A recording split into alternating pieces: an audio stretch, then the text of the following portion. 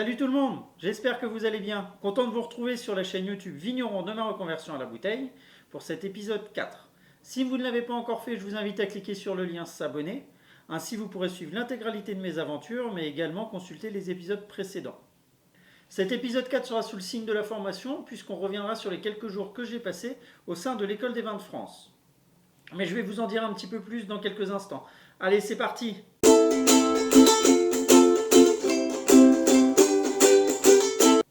L'école des vins de France, comment je l'ai connue? C'est un ami vigneron, David Michelis du domaine Rénitéo, en Côte-Rouennaise, qui m'a proposé en fait de faire cette formation parce que lui avait déjà fait une formation dans cette école-là. Et du coup, il trouvait que c'était pertinent que j'y aille aussi pour parfaire mes connaissances et mes compétences en matière de vin. Du coup, je suis allé sur leur site et j'ai constaté en fait que les offres de formation correspondaient à mes attentes, notamment par rapport à mon projet de no-tourisme en lien avec un domaine viticole. L'avantage de cette école, c'est qu'il y a 2 antennes, une à Paris, une à Lyon, et qu'elle est conventionnée. Donc vous pouvez utiliser votre compte CPF pour financer votre formation. Ils proposent des formations en diplômantes et non diplômantes. Sur les formations diplômantes, celles qui nous intéressent, 2 types. Il y a l'EVS en vin et spiritueux français, celle que j'ai faite, avec 3 niveaux, niveau 1, niveau 2, niveau 3, et le WSET qui correspond aux vins et spiritueux étrangers, avec une petite part de français, mais c'est minime.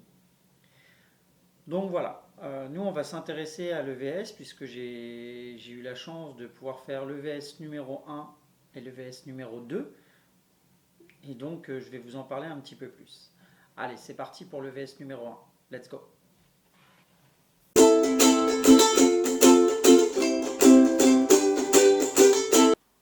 L'EVS niveau 1 est une formation qui dure une journée et qui a pour objectif en fait de dégrossir l'ensemble du monde viticole à travers 3 modules.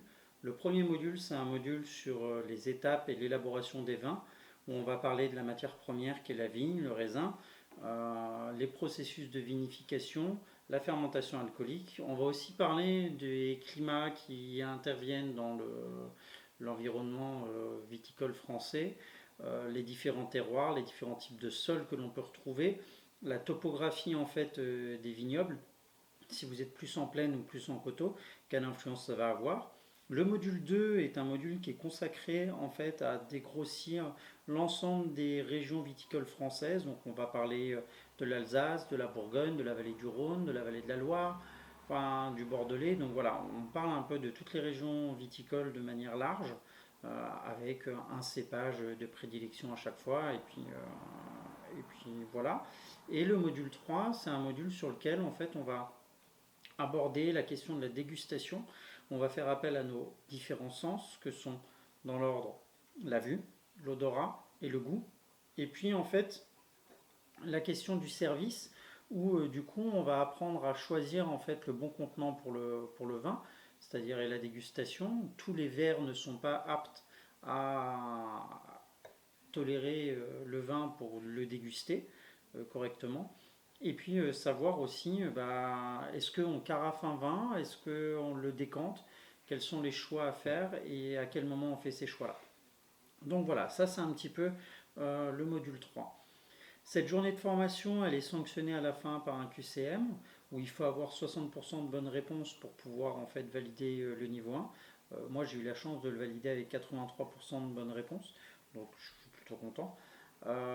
C'est une formation où on avait un public assez éclectique, tant des professionnels que des personnes qui voulaient avoir une formation un peu plus pointue que habituellement dans les questions du vin.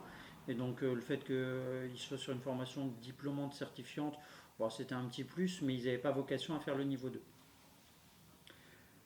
Voilà, on a dégusté 14 vins durant cette journée, c'était très agréable. Moi je vous conseille de faire ce niveau 1 avant de passer au niveau 2 pour une simple et bonne raison, c'est que même s'il n'y a pas de prérequis, ça vous donne déjà quand même certaines bases qui sont importantes avant de passer au niveau 2. Voilà. Donc maintenant on va parler de ce niveau 2, de cette EVS2 sur les vins et spiritueux français. Allez, c'est parti.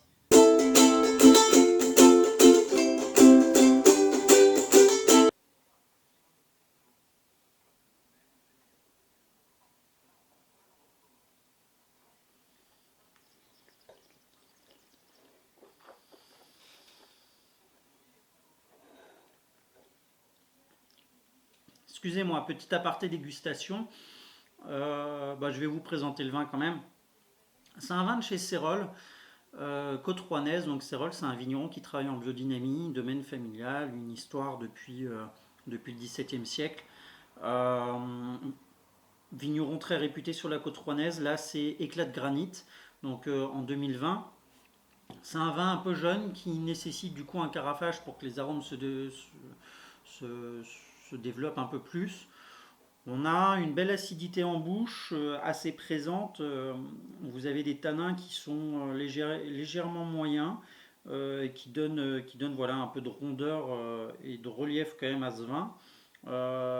Des arômes de framboise et de violette qu'on retrouve au nez et en bouche, donc très agréable.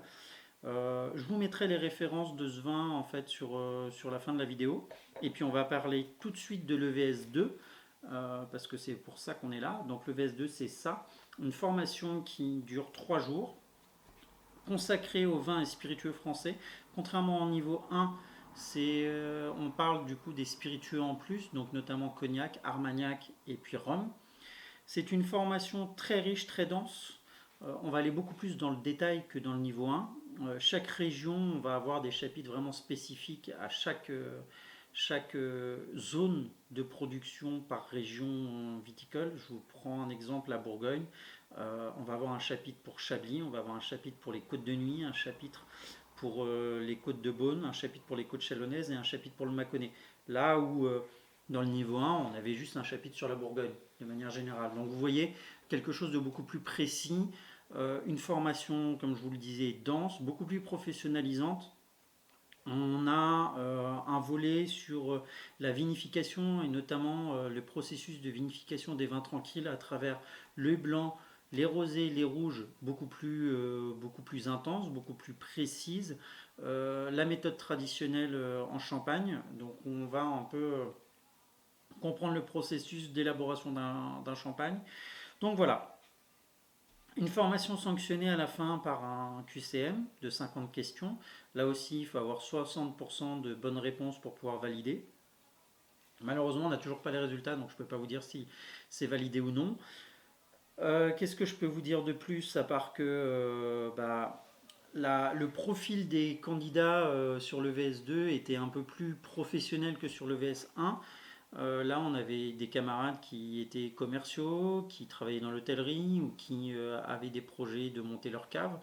J'étais le seul futur vigneron, mais voilà, on avait tous un projet pro autour du vin. Et donc, c'était assez intéressant de pouvoir échanger tous ensemble.